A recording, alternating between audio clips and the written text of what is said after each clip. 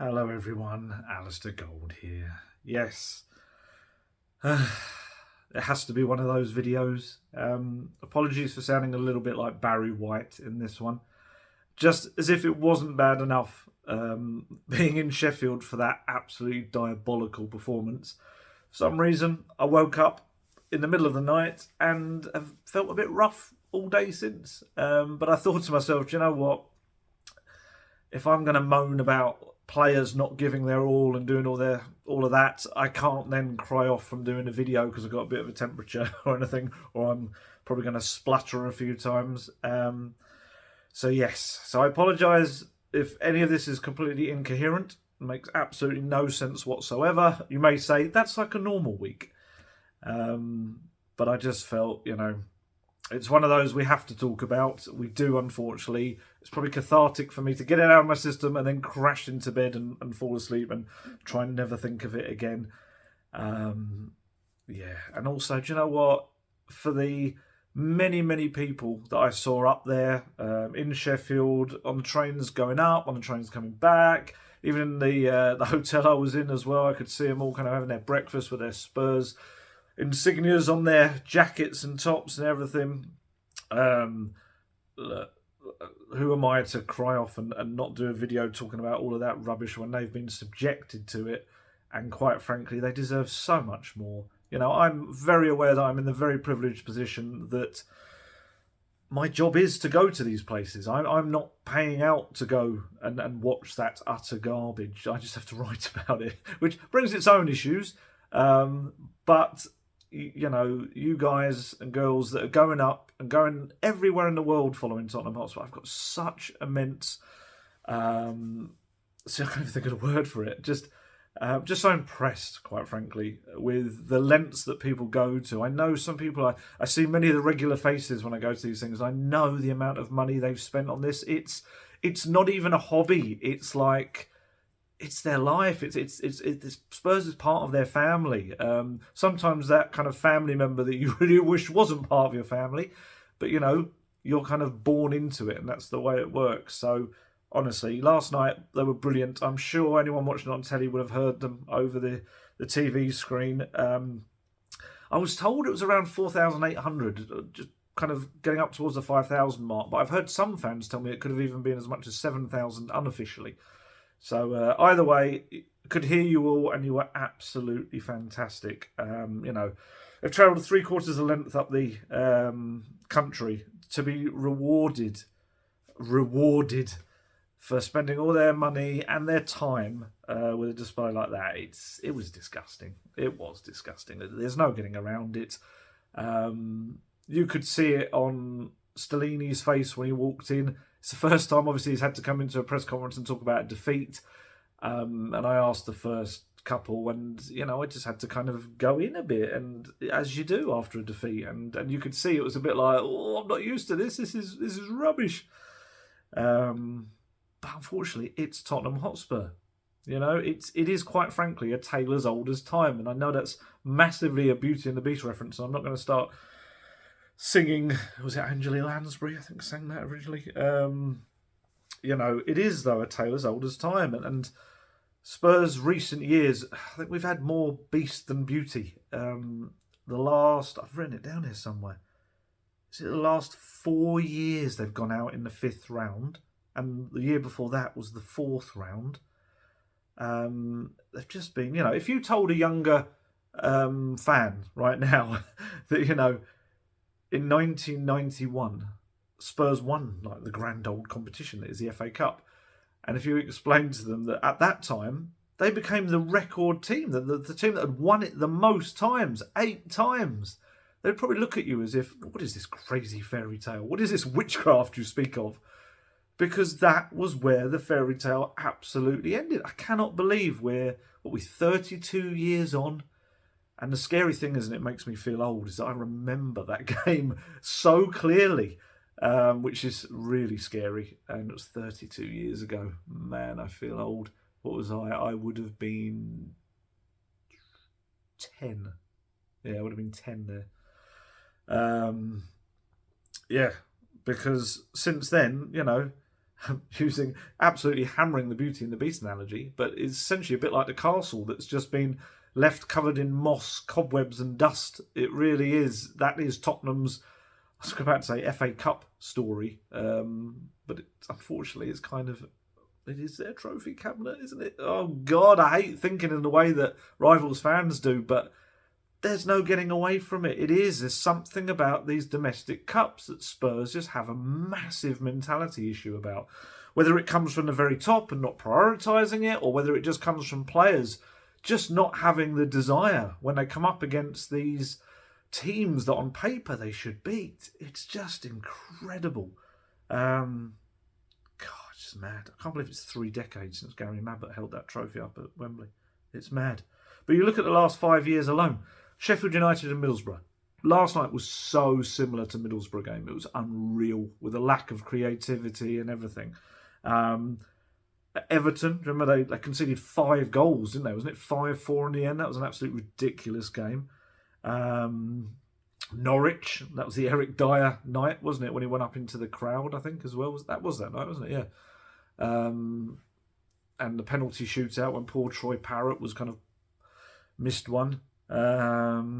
Just mad. On Palace, 2-0 loss to Palace before that as well. It's just utter garbage. I mean, 2017-18 before that, you had the 2 back-to-back semi-final defeats, Man U and Chelsea, wasn't it? Where, to be honest, I wouldn't particularly say either were very close either. You're going to hear me tut a lot. You really are, with my Barry White tut. Yeah, I mean, I'm trying to remember.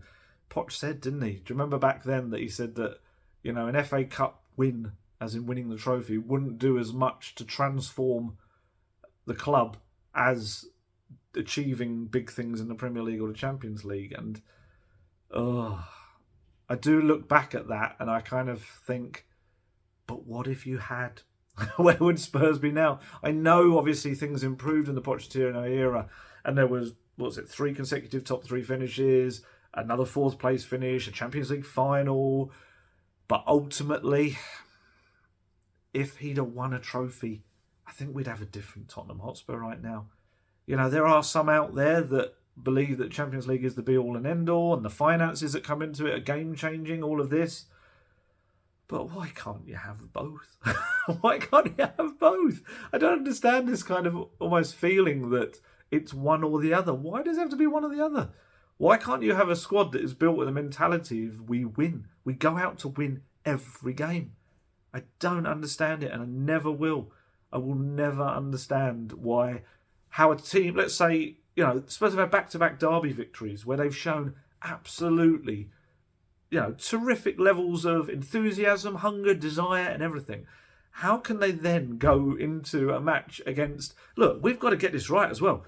We can't even say a championship side, and that's not to demean them because they are flying high. They're in second place, Sheffield United. But Sheffield United yesterday had to make 8 changes because they've had an illness go through their squad. Maybe that's what they've given to me. I don't think it would be that quick. But 8 changes because of that. And only a couple of hours before the game, they found out that Heckingbottom, their manager, was going to have to be on the sideline as well.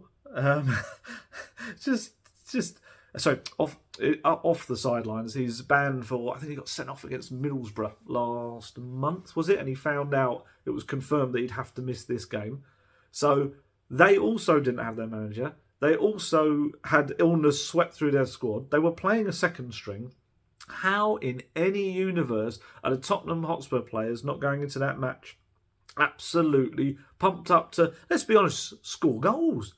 They shouldn't be believing, oh, this is going to be easy. They should be going in thinking, let's work hard and let's get goals. We can really fill our boots if we play the way we know we can play.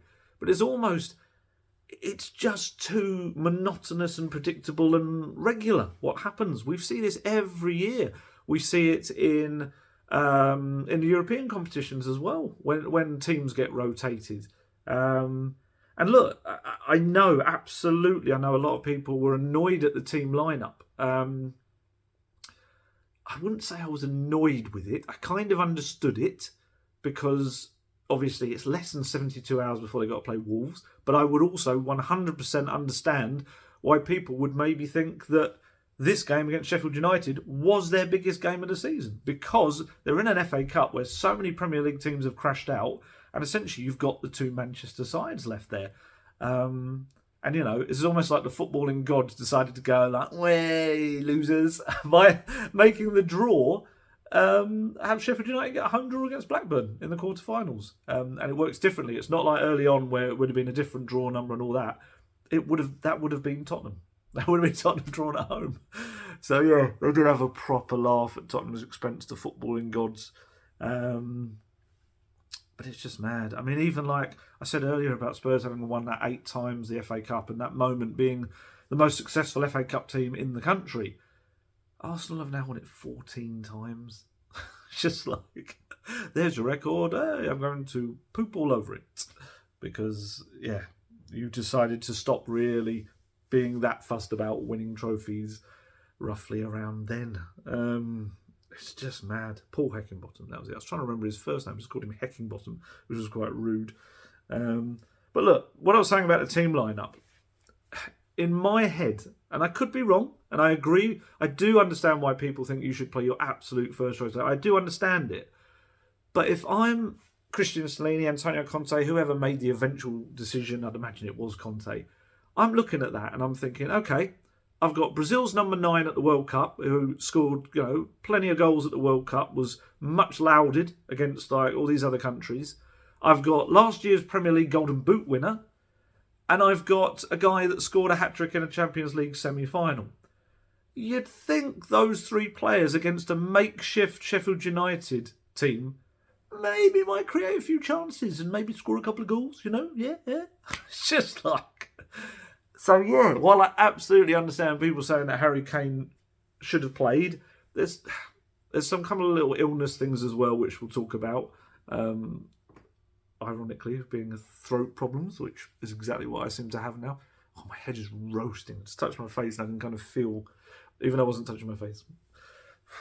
Honestly, this is going to be a slog, this video. I apologise, and I hope you stick with me and I don't say anything absolutely stupid or stupider than normal. But look, you've got those 3 players up front. You've got Ivan Perisic on the left side, who has won the Champions League, the Bundesliga, Serie A, has been in a World Cup final. This is a guy that, you know, should be able to deal with this match quite comfortably. You've got, on the right-hand side, your £40 million January signing. I'm sorry, but those 5 players alone should be creating chances galore for each other. They should. They really, really should. So, yes, I can understand why people might think there was it's being disrespectful to competition, it's not prioritising. I absolutely understand that. And there is a part of me that gets it, but there is this other, maybe bigger side of me that thinks, those players are good enough. We need to stop almost giving these players excuses. By saying that they should always play their first strength team kind of makes, I don't want to sound critical because it's not being critical of fans in any way, but it does slightly knock down the argument of having a strong squad and being able to rotate in the first place, which we all call for. So we can't then call for these signings, make a better squad, and then in the moment go, oh, no, in this one you've got to play your best 11. And I get it, and I get where it's come from, this feeling. You know, history has shown us, although I would say against Middlesbrough last year, that was Spurs' strongest side went out, and they were rubbish. Absolute garbage. I'm going to use garbage a lot today. So, yeah, it doesn't always work that if you put out your top team. Obviously, yes, you could argue quite rightly that it increases your chances of winning. But I'm sorry, I don't want to give any of those players any excuses that they should feel that they're second-rate players and they were in a tough battle against Sheffield United and, you know, oh, well done for just scraping a 1-0 defeat. Absolutely not. They should have been running that game, dominating it, creating chances. Again, I must stress, against a makeshift Sheffield United team. They were very well organised, they were very compact, and they need a lot of credit going towards them for that. But I'm sorry, you absolutely should be doing more. All of those players who probably their combined value, you know, it's got to be up there like somewhere like, I don't know, 150 million, something like that. 60 million and 40 for Richarlison and Porro alone, so it's definitely going to be more than 100. I just found it mad. I just found it an absolutely madness. And look at the stats as well. 17 shots on goal with 4 on target. That kind of paints this picture of, they were peppering the goal with shots. No, they weren't. Where's what's his name? This is going to be a theme. Where's Fotheringham? Lots of things are going to disappear from my head over the course of this video. Where's Fotheringham? I'm trying to remember a save he really had to make. Anything that tested him. Look, I know Fraser Forster was the same, but ultimately they got the goal, and that's all that matters. No one remembers the chances you didn't have if you finished the game with the win. Dreadful. I can imagine that coach journey back, I hope, in a way, was in utter silence as they all took in exactly the performances they put in. But this is the problem is, and you're probably thinking this right now, we've been here before. We've said this before. I've got a quote coming up a little bit later from Stellini where he talks about them, this isn't the first time this has happened. Well, fix it. Stop it happening. Look, I know that this has gone across various regimes. And yes, I completely understand the people that would say, well, there's only one constant, and that's the owners. I get that as well. All of these things are feeding into my frazzled, high-temperature brain right now. And yes, you could argue, it has enough done to bring the quality of these players coming in, and I know there's a lot of people said it's the same players that have been in each of these defeats. You could also argue there's been a lot of the same players in a lot of the big wins. So it does have to work both ways. I get that. But yes, you can argue to the cows come home that yes, if they had a bigger, better squad, but I still don't want to give these players that excuse. I still think they were good enough. And that's what frustrates me more than anything. So Stellini's press conference, I did kind of feel like I was kind of bullying a child, which is wrong because he's like a 48-year-old man. But he's always so kind of being so good with us and so nice. But ultimately, it's my job as a journalist, and I have to go in there and ask things that they're not going to like hearing. There's a limit to that. I know some people on social media would like me to ask the most over-the-top, aggressive, unpleasant questions, which we just can't do. And it's nothing to do with, you don't want to get kicked out of the club, all this sort of stuff. That's just not the case. It's not the case. I've said this before, so I'm not going to bore people with it. But, we'd have to do the most ridiculous thing to be able to be told that we can't cover the club anymore. Because I guess if you think about it in a way, that any journalist, I guess, that did that, they're going to become a bit of a martyr figure as well. So it's really not in the best interest of the club to do that. It's just a case of you've got to understand the managers and know the best ways to get stuff out of them. That's another important part to it, and that's the relationship we've built up. We know how to kind of get hopefully, how to get the most out of the answers. It doesn't always work, but that's the idea. But anyway, so I said to Stellini, that was just really weird the way I said that. I was trying to think who that was impression of. That wasn't anyone dodgy. I don't know. My brain's so frazzled. So I said to Stellini, there's a lot of S's in there. Look, you said before the game that you and Antonio were going to pick the right players for this team, the right players to win this game. So by that logic, are you disappointed with the players you chose? And he kind of looked at me a little bit like, oh. He said, I think the team we chose to play the game was fine. We used a good team to play this game against this type of opponent. The problem was the energy. When the energy is not at the same level as your opponent, sometimes you can lose. We had the opportunity to score, but we never found the target. Every time we shot off the target. If we want to score, we have to find the target. This is correct words. This was the problem for me. The problem was the energy we have to use in this type of game. So, excuse me. I kind of pressed further, like, why? If you made 6 changes, is there any lack of energy? You should have more than half of the team are fresh and ready to go. And he said, I'm disappointed for that because our players are fitting in well. We use different players, but our players have to show on the pitch the reality. The reality has to be different if we want to win. We cannot use the same team every game. We need to give responsibility to everyone. Today I'm disappointed, not for the effort, not for the players we choose, but for the energy. We need to stay at the same level to be consistent. Confused me slightly, I'll admit. I don't see how you can not be disappointed about the effort, but about the energy. Is there a difference? I don't know. Surely if you put in the effort, that's providing the energy? I don't know. Maybe in football there's a difference between the two. But surely he means intensity and pressing and stuff like that, and that comes through effort. I don't know. Maybe I'm missing something completely. But it boils down to it being another occasion where Spurs have changed their team up and the incoming players have made it look like they're not good enough to be in that side. They've lost to a team in a lower league. By logic, does that automatically assume they are all lower league players? No, they're not, because we know they're not. You've got God, my voice went woo. They're not. They're absolutely not, and they should not be given that excuse. It's about mentality, a hunger to win, and that's where unfortunately Spurs just consistently fall short. This hunger and a desire, and I guess underestimating opponents, the players more than anything, but maybe the staff. If you believe that the squad wasn't good enough to win that game, I don't know. Maybe I'm looking at it too much like a layman. Maybe I'm looking at it too much like a non-Premier League footballer. But if I'm coming into that team, I'm desperate to show my worth. I'm desperate to say, you want to pick me again to face Wolves. I should be in that team as well. But it never, ever seems to be the case. It's almost like I'm in the B team. Do you remember that? It was in the Conference League where there were certain players that really felt like they were in a B team.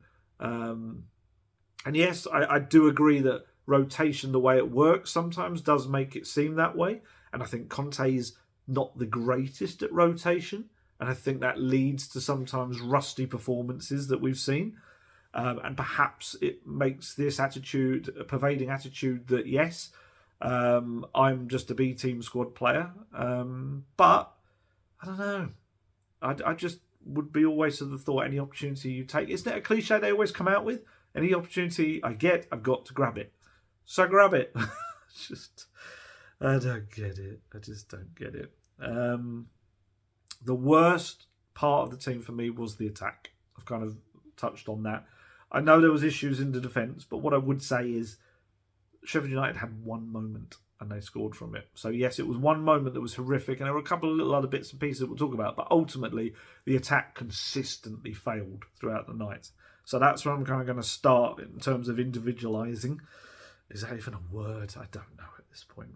I thought there was a really good quote about from Heckingbottom about this. So when he was asked afterwards, were you quietly pleased that Harry Kane didn't start? He said, yeah, but until you realise how many goals Richarlison scored in the World Cup and for Brazil. I thought Kane would start, but if Harry would have started, if we put in the same performance, he would have been feeding off scraps. And to be fair, Harry Kane came on for about half an hour at the end of the game, absolutely was feeding off scraps. So again, credit to their team and everything, and they were very well organised.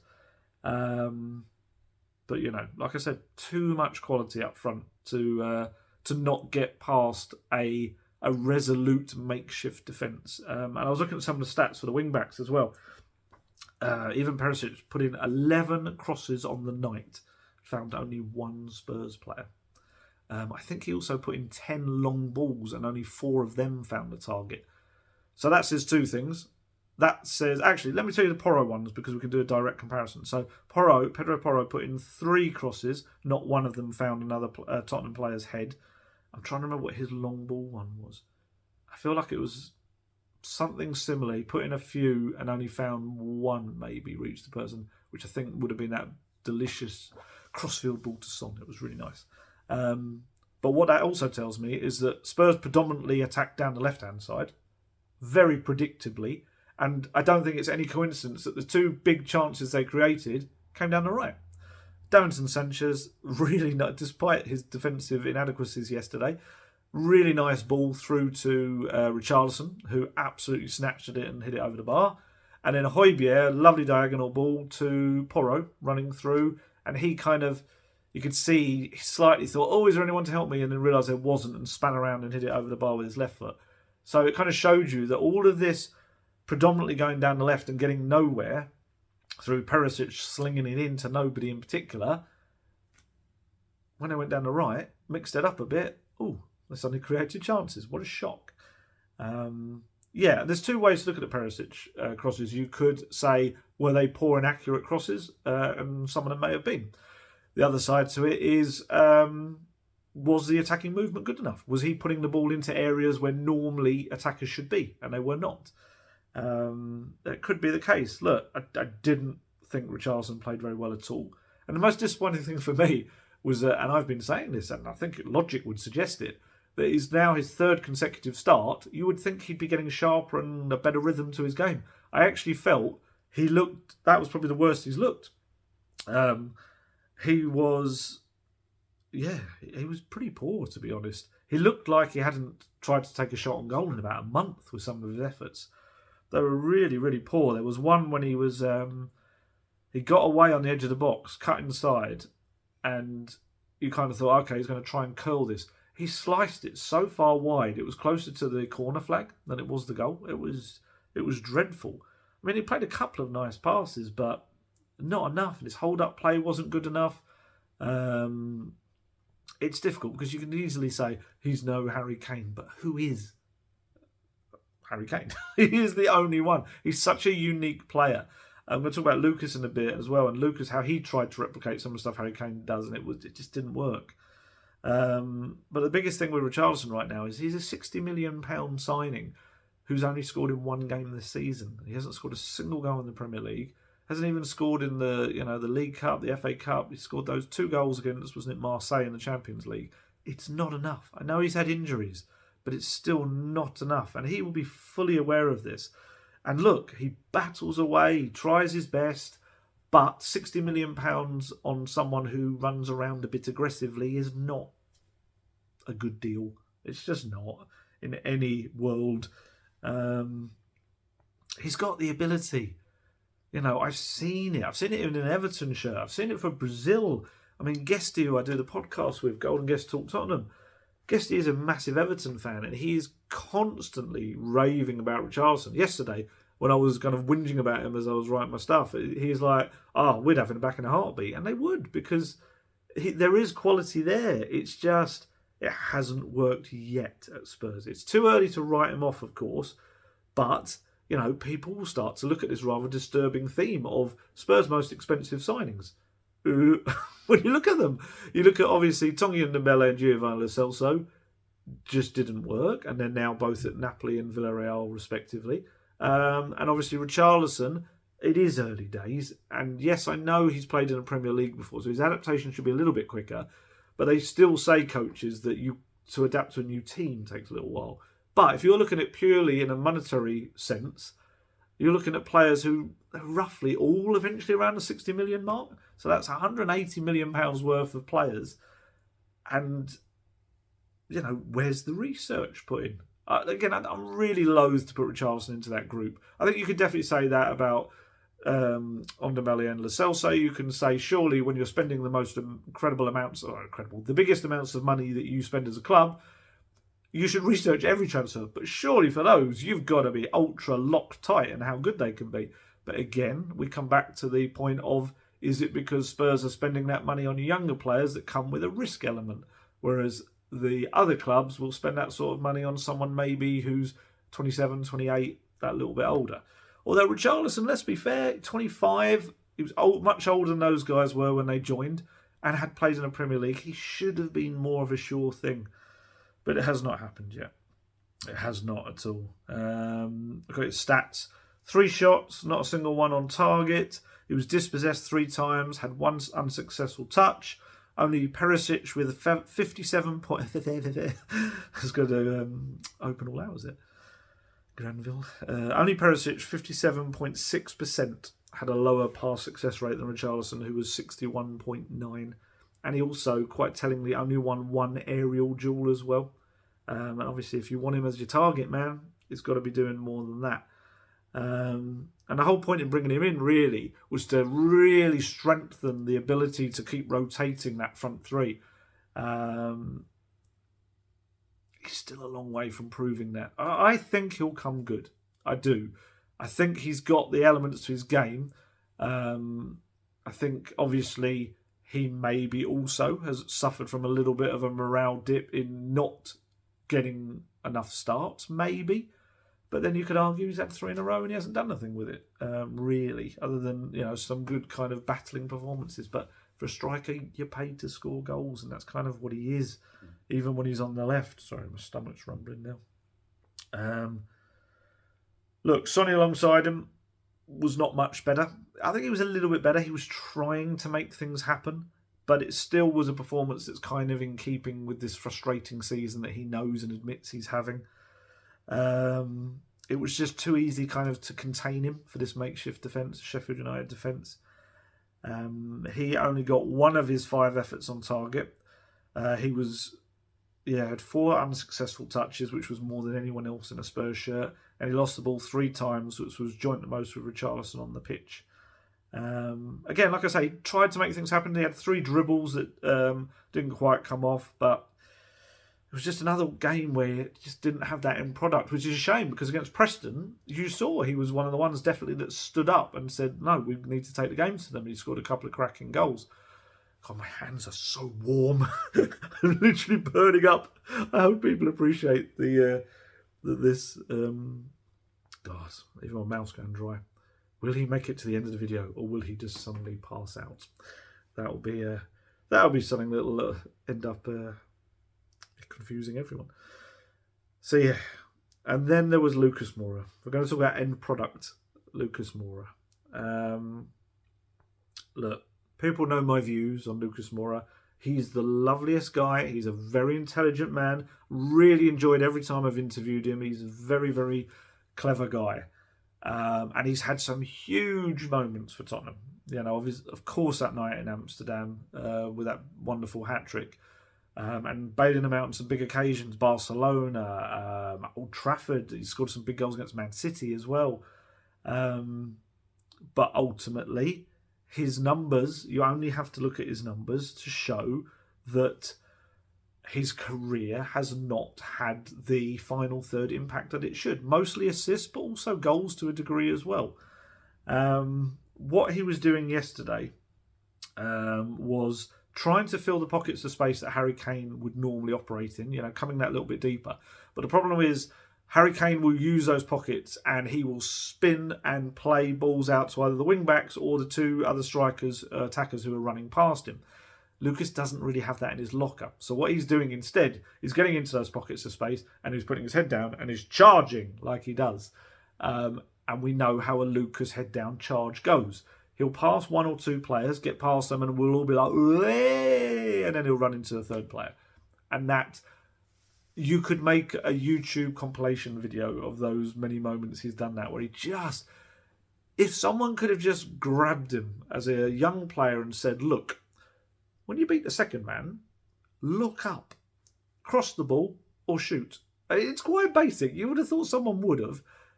And if, honestly, he's got so much talent, Lucas Moura, and he's got his wonderful pace as well. He's 30 years old, but he's still got his acceleration.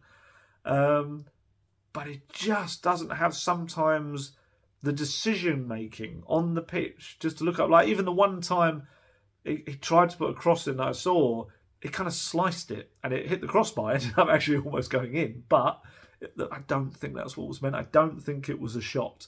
He may well say otherwise, but yeah, he still does this head down thing. He did 4 dribbles on the night, 3 unsuccessful. I'm going to start dribbling in a minute. 3 unsuccessful touches, and 2 shots he sent them off target. He did contribute 3 key passes, which was only bettered by Højbjerg, who got 4. And someone, I think it was a local journalist, or certainly a northern journalist, asked right at the end of the presser about Lucas and getting him minutes. And he said, "We need Lucas like all the players, is Stellini. We thought this was the right moment to use Lucas from the start. His effort was good. The effort from our team every time is good, and we can't be disappointed about this. It's about the energy and the mentality and how we are focused on the win during the game. Again, how are effort and energy not the same thing? I don't understand. And the other big thing about Lucas, of course, the choice of Lucas, is that why not Arnaut Danjuma? Why? I don't understand it. It's a bit like, just purely looking at it from a future point of view, I know Danjuma's on loan, but there is an option to buy. So he needs chances to prove that he should stay. Lucas, with the club not taking up the option to extend his contract by another 12 months, it appears that he is leaving in the summer. So why are you not giving the new man a chance to impress and earn himself a permanent deal, or, just putting it out there, getting himself some minutes, getting sharper in case you need him because of injuries as the season goes on? But instead, you're turning back to someone who, look, yeah, you could argue Lucas Moura scored a lot of goals in, I'd say probably the bulk of Lucas Moura's goals may become in domestic cup competitions. He's, I don't want to use the word flat track bully, but, he is quite good as that person that if you have a game like that, he will come in and his pace and all that will be a little bit too difficult for them. But was not the case. I don't know why I started doing like a weird kind of peacock thing. I don't get the Danjuma decision. I was trying to think before the game. I was like, are they thinking of balance? Are they thinking that Danjuma primarily plays on the left? That means you've got to move Sonny and Richarlison. But come on, Sonny's played on the right, and he's absolutely fine when he plays on the right. When you're a talented player, you can play on either side absolutely fine. He's very both-footed, Sonny. And Richarlison can play on the right. He's done it a couple of times in recent weeks for Spurs. And Sonny could have played through the middle. Or even Danjuma could have played through the middle. I don't know. I just felt like they were going for this balanced blend, and it didn't work whatsoever. And the other thing, Danjuma scored 6 Champions League goals last year. He's no mug.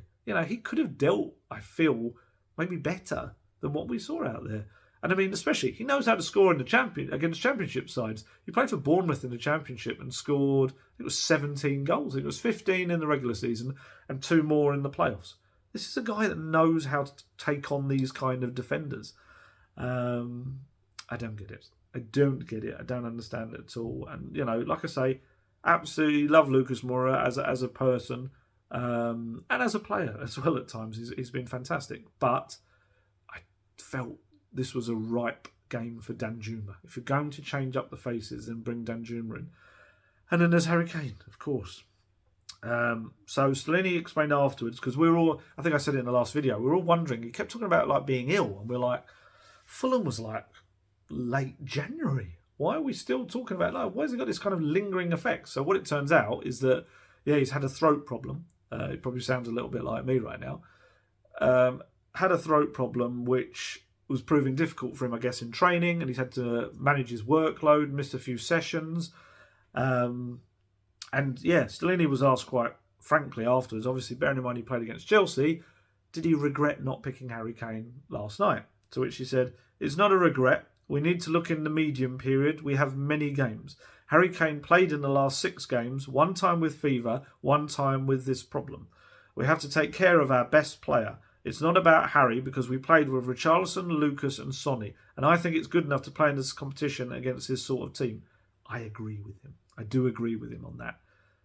Those 3 players, I'm not going to go into it, they absolutely should be doing far more. And then he kind of explained a little bit more what he said about Kane. He was ill 1 week ago with this throat problem. He didn't train on some days because he was very ill.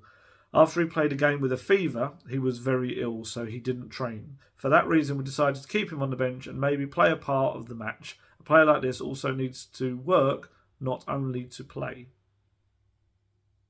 I don't entirely know what that means, but needs to work.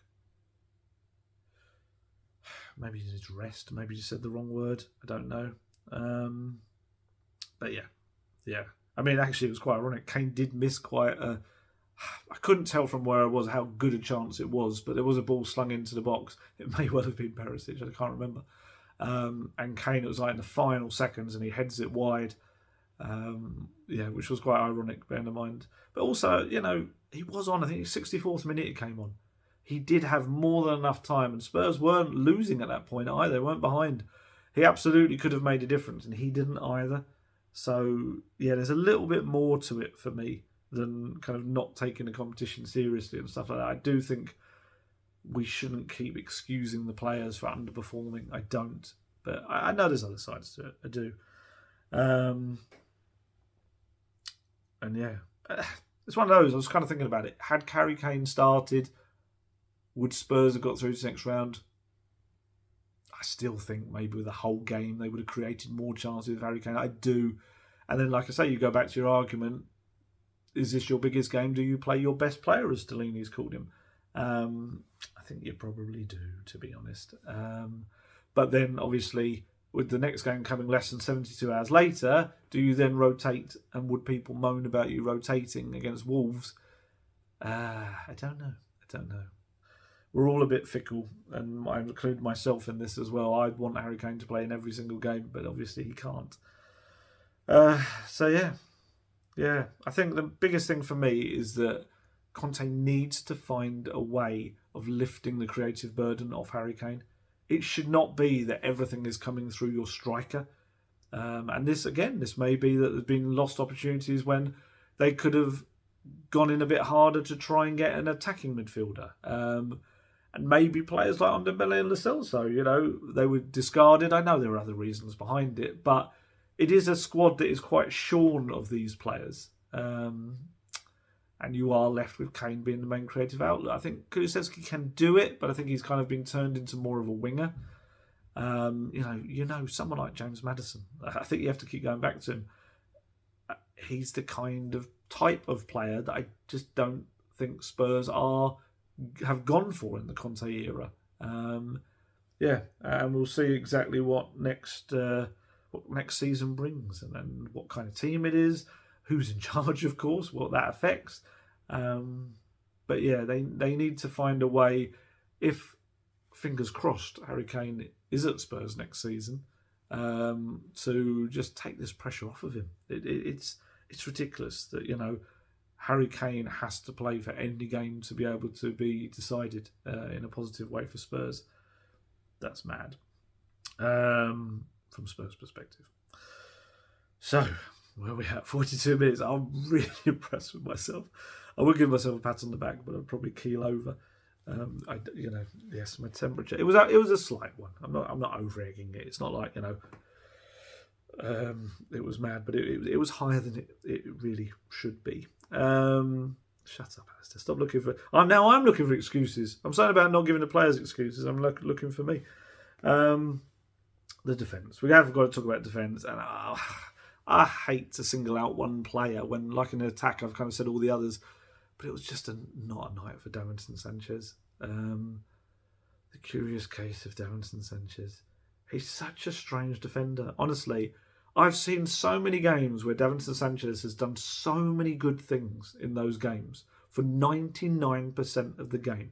But you know what I always say. He is a player that, unfortunately, just will have that one daft moment in a game. Sometimes two, sometimes three, but often it's just one moment, and it's about whether it causes a problem or not. And last night, it was a bit early on. I can't remember exactly what he did, but he was kind of slipping and sliding all over the place. And there was a moment in the second half when definitely he was kind of coming to the halfway line, and he just suddenly fell over.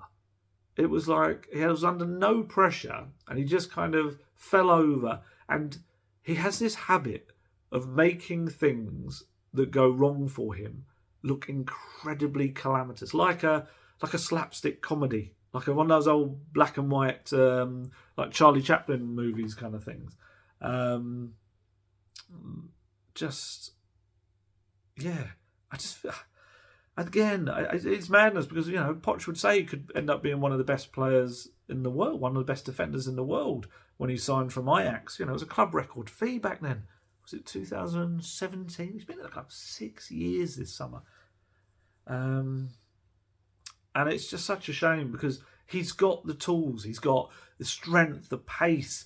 He can also have skill on the ball. This is a weird thing. I know famously Mourinho kind of targets him for his technical ability, but then you watch, like last night, played that perfect ball through to Richarlison, and I've seen him play really good through balls. I think maybe Kane scored maybe from one of his balls. I can't remember what it was, but he does. He can do this, but it's just these other moments, and they're the moments people remember. You know, that moment when he kind of almost falls over and tries to tackle in the Man City game a few seasons back, and it's just remembered as, it's just Davinson Sanchez. That is kind of the image people will conjure when they think of him. And I think it's incredibly sad because we're at a point now where his best season for Spurs is the first season he was at the club. And he had a really good season. People maybe try and rewrite it as if it wasn't. It was. He was imperious in the Champions League. He was so good. I remember against Real Madrid as well. Really, really gave Ronaldo such a tough time as well.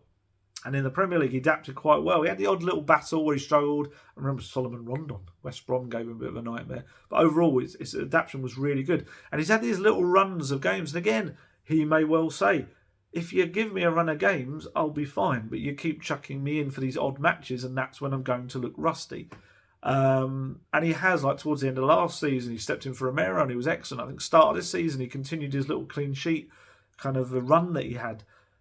But he just has these moments, and they are so stupid looking, and they make him look like Bambi on ice.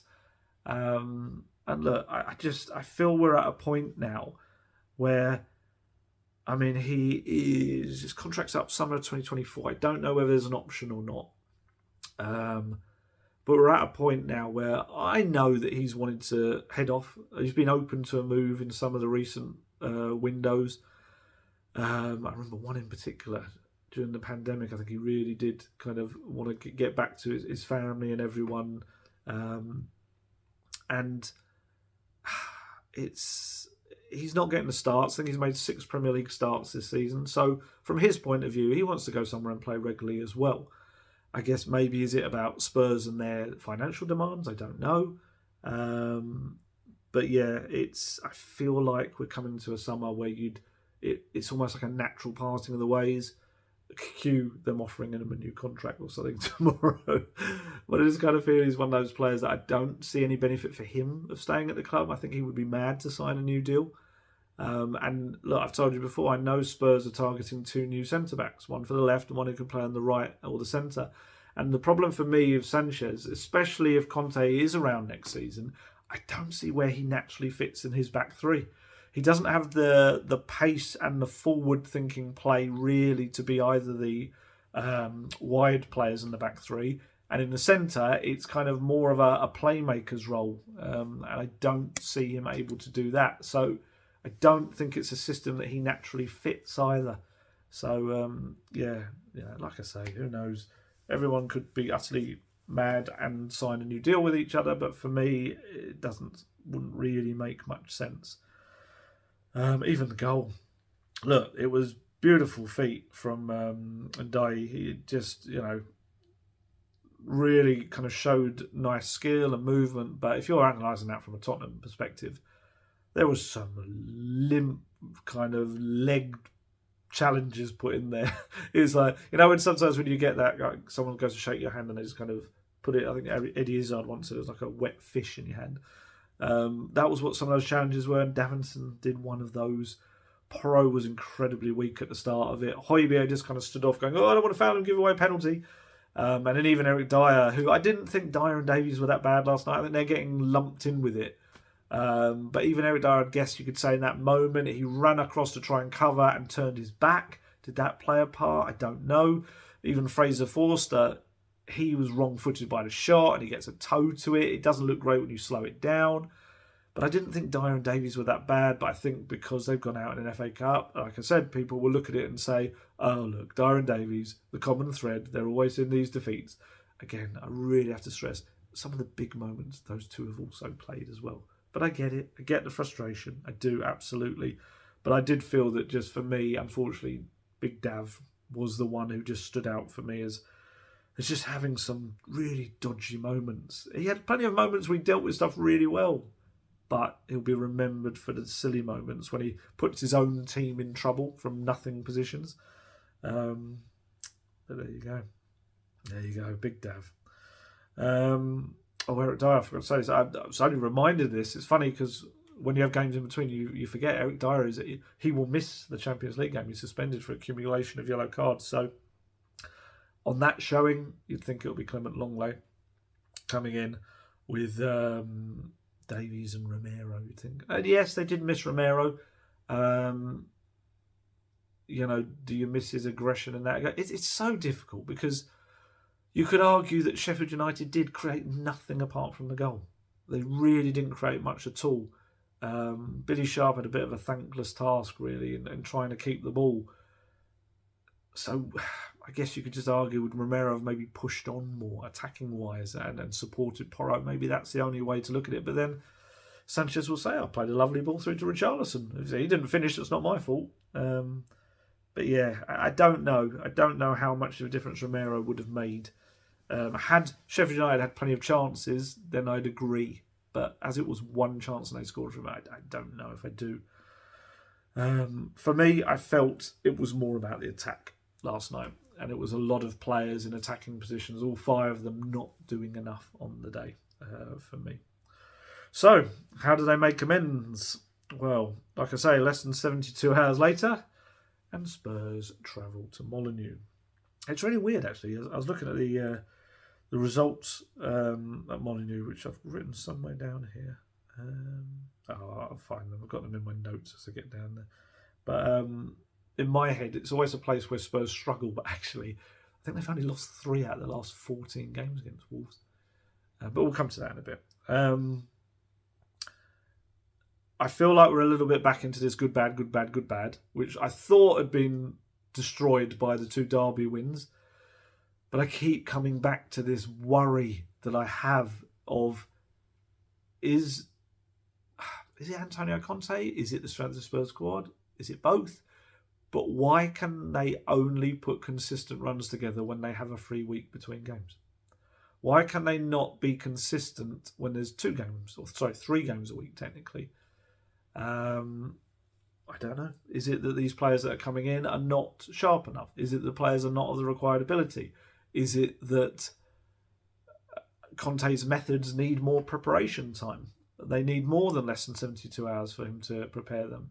I don't know, but the way we're heading towards that scenario where the end of the season could end up being, again, Spurs having 1 game a week. Obviously, much depends on the Milan game.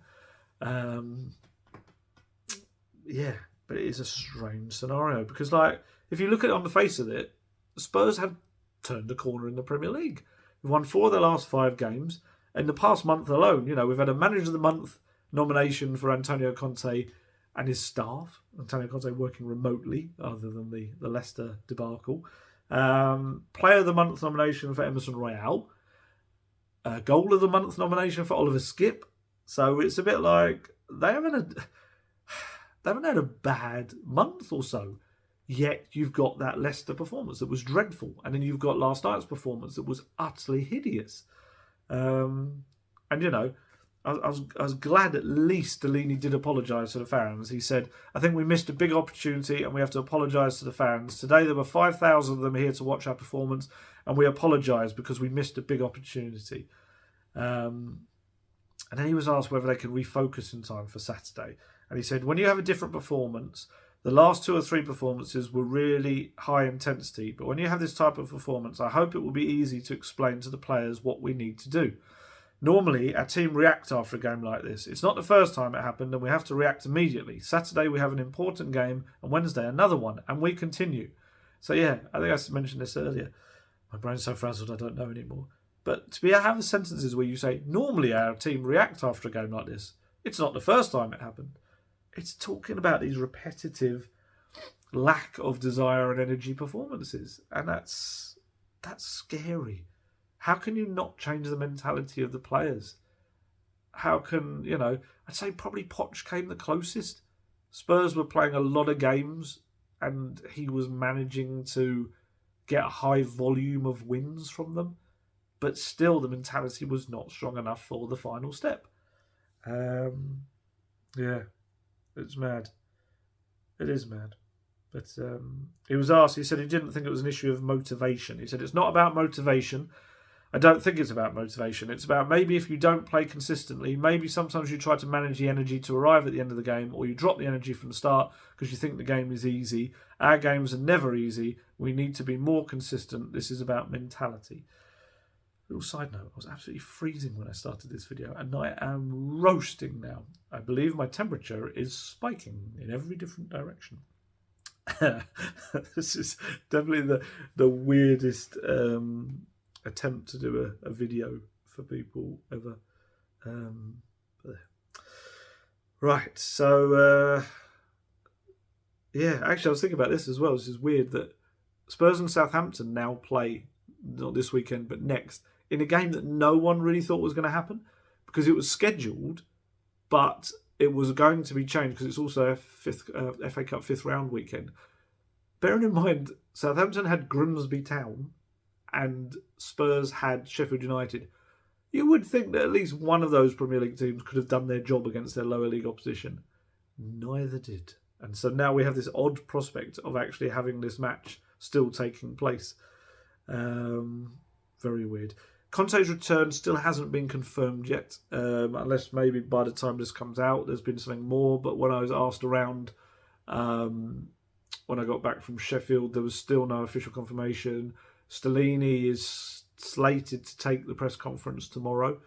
Obviously, he said that he felt that Conte would be back this week, and that would obviously have to be for the Wolves game if he was back this week. So we will see. Emerson Royal will be back. Christian Stellini's infamous team news moments. We had another one with no fresh injuries, apart from Emerson Royal, who's got a knock to his knee, but I'm not going to tell you about that. It's just so weird. It's just like, I can't say the word, but it's like that Carl Pilkington thing where he goes like, and says a word that I can't say. I just so tempted to just, when Stellini's saying that, no fresh injuries, just to go, Sounds more like Little Britain woman, was it Anne? But yeah, it's just, it's very strange. Just say, yes, we've got a couple of injuries, but we don't want to alert the opposition to them. Don't just say everyone's fit. It's weird. So Emerson should be back. I mean, Porro, he was all right. This was better than the Leicester game. Obviously, it was against a lower league opposition, so you've got to factor that in, however good they were. Defensively, he was weak for the goal, but actually felt he had some bright moments going forward. There was that lovely ball to Son. There was Højbjerg playing that ball over to him, and it was a good run. Lots of good attacking movement. I'd like to see kind of more crossing from him, but then again, that may have been because they were overloading down the left rather than the right. But it was overall more promising than the Leicester one was, but you can't get much worse. It was a bit of a naff debut, and I'm sure he'd say that himself as well. Who else have I mentioned? Pat Matasar, it was okay. You have to remind yourself he's only 20 years old, and he played a lot of mature kind of passes, and his movement was good. He had one very reckless tackle, which got him a yellow card. That reminds me, was it George Baldock tackle on Perisic, which was, it was one of those. I understood why people were calling for a red. It was one of those where he kind of got the ball but went through it into his shin. It looked pretty bad with a replay. And I do wonder whether if VAR had been in operation, they might have looked at it a bit differently. Like I say, he'll argue that he got the ball and caught him on the follow-through, but it's definitely his foot suddenly jolted up to quite a high level. But then, like I say, Sarr, very, very late challenge. It wasn't a dangerous one, but it was very, very late. I would say the one thing with him I felt was that he didn't recycle the ball quickly enough going forward, and Skip does that. And you actually saw that when he came on Skip for like the final, it wasn't long, it was about 10 minutes, something like that. He must have been told that. He was very quickly pushing the ball forward every time he got it. And that's something I think he does well. And Sarr maybe just needs to add that to his game, just to quickly recycle it forward rather than taking that extra touch and maybe playing it out to the sides. Get it through the centre. But I read a really interesting Sarr interviews. There was one with Sky Sports that was good. and Spurs themselves also nabbed him for an interview. Bit easier to do that when it's your player. There's some interesting little bits in there, and I kind of dug in a bit around them. And it turns out when he was at Metz, he would get the Tottenham training sessions sent over to him, the videos, and he would really study them to be ready for what was coming. And that kind of helped him when he got here, like put in a lot of extra physical work to be ready as well. And I thought that was a really kind of mature touch. I still maybe argue he could have turned up with a little bit more English to his language skills, but only had a year. It says the man who's only about to just get to his year of Duolingo Italian. But yeah, I've got some quotes from you for you. I'm struggling. I'm absolutely struggling. So quotes are probably better than me trying to think of what to say. He said, now I'm here and wearing the shirt right now. It's a real source of motivation for me. It allows me to work hard in training every day. It's a great team we have, and being totally honest with you, it's a real pleasure for me to be here. As soon as I'd signed for the club, I then stayed on at Metz, but I made sure I followed Tottenham progress very closely. I even observed the training sessions. I had a look at the city a bit also, the supporters after the matches, the players and how they did things, so I was already preparing myself for what was ahead of me here. I really like the city and the fans. They're great with me. The setup, facilities and all the staff here are really welcoming, and I'm so happy to be here. I believe that I've made good progress in every aspect because training is really good here, and the coaching staff have also worked particularly closely with me. They put together a training program for me and supported me as I did quite a bit of work in the gym. Something I hadn't done, I knew that was going to happen. Something I hadn't done too much of when I was in France. I've come on a lot also in the tactical side of my game, and so yes, all this has been great benefit to me. Spending my first 6 months here without playing was honestly very tough for me, but with the help of my family and friends and the backroom staff and my teammates as well, I've managed to get through that period. I had to pick the longest thing to read. I've never let up for a minute, and I always believed in myself. I kept telling myself all the time that I was working well in training, even if I wasn't getting a game, and that one day it would all pay dividends for me. And yes, I've started to play, and I'm making the most of my opportunity. I'm happy, and I'll continue to work and train hard. I need to have a drink. Tottenham, it's a bit faded now, but it is a Spurs glass from many years ago. Cheers. So yeah, I think there's a lot more to come from Sarr. He's a very talented young man, and he will absolutely. He's got the ability and he's got the maturity to adapt. And yeah, I mean, Skippy's got the the shirt right now. It's his to lose, really. He's the man in form, and he's got a little bit more experience, I think, to play alongside Højbjerg, and obviously he's going to be fresher and a little bit fitter for this match at the weekend as well. And yeah, I think Conte needs to get more out of those attackers ahead of them. I think that's going to be key at Wolves. You'd think Kulusevski and Kane come back in, and then it's about a choice on the left. You know, between Richarlison and Son, I'd probably go for Son this time because I think Richarlison wasn't great. He was probably the lesser of the two. He might throw in a wild card. Maybe the fact that he was, didn't play Danjuma was because Danjuma's going to start at Molineux, maybe. Who knows? But it's a big weekend again. Spurs are 4 points clear, aren't they, of Newcastle? Newcastle go to Man City. Really could do, obviously, with a Man City defeat there. There's also, win there. There's also a big match, Liverpool and Man United. It's one of those where kind of Liverpool lose, then Spurs gap over Liverpool, which I think is now 6 points, and Liverpool have got a game in hand. Obviously, if they lose, then and Spurs, if Spurs can win, then you're stretching that and you're making a fourth place more consolidated. But then weirdly, and this sums up the season massively, if United lost and Spurs won, Spurs would be a point. Admittedly, United have a game in hand, but Spurs would be a point behind a Man U team that is being sung praises from the rooftops. So Spurs have had this weird, inconsistent, not particularly great season, yet could end up being a point behind a team that have been praised by everyone left, right and centre in third place. Football, eh? What a weird game. The draw probably helps Spurs in both aspects, I guess, doesn't it? So yeah, these were the stats I was going to say. When I said about Wolves and how I always feel like Spurs struggle in possession. Wolves always outman them in midfield. They chuck an extra one in. Yet the stats are Spurs, have only lost 3 of their past 14 meetings with Wolves. The key, of course, is going to be the counter-attack. If they get less of the ball, they need to make sure that they do everything possible with it to try and carve Wolves apart. Wolves obviously are having a tough season. They're in a difficult spot as well. Lopetegui, of course, is a very good coach.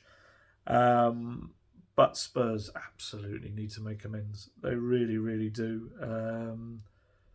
Look, we're at the stage now, we know, barring a Champions League miracle that has to be even more so than 2019, it's going to be another trophyless season if they don't produce such a miracle again. And that's a trophyless season for Tottenham, for Conte, for Harry Kane, for the owners. Another year on their long tenure of one piece of more minor silverware in the Carabao Cup. It's not good enough for anyone whatsoever. Look, we may look back on this and go, oh, remember when you said this and they went on this glorious run to win the Champions League? But the way they're playing at the moment, the inconsistency, it's difficult to see that. But yeah, they need to give something back this weekend. Last night was pants. It was rubbish. Just before I go, I want to say there was some news that came out just before I started filming this, which was a 30-year-old Chelsea supporter has been handed a 3-year ban from football for a racist gesture aimed at Sonny. Took place in August 2022 when he went over to take a corner, and it was all captured, wasn't it, and shared on social media. Chelsea were able to identify the supporter, who eventually admitted to police he had made the gesture. Crown Prosecution Service said he'd been given a £726 fine from the Magistrates Court, which was increased to reflect the racially aggravated element of the offence, as well as a 3-year banning order.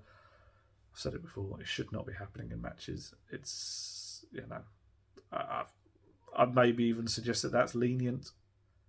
If you're going to go there and feel that you need to shout something racist, I think it should be longer, the ban, to be honest with you. But what do I know? I don't make the rules and laws and all this sort of stuff.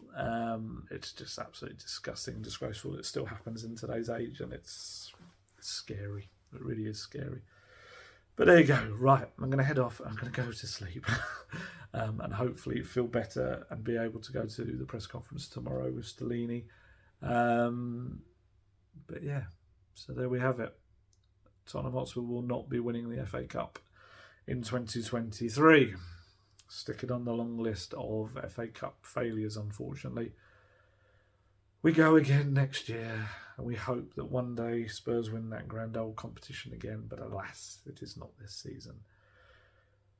I shall do another video hopefully on Sunday, if I am still alive by that point, and we shall discuss all things Tottenham and Wolverhampton Wanderers.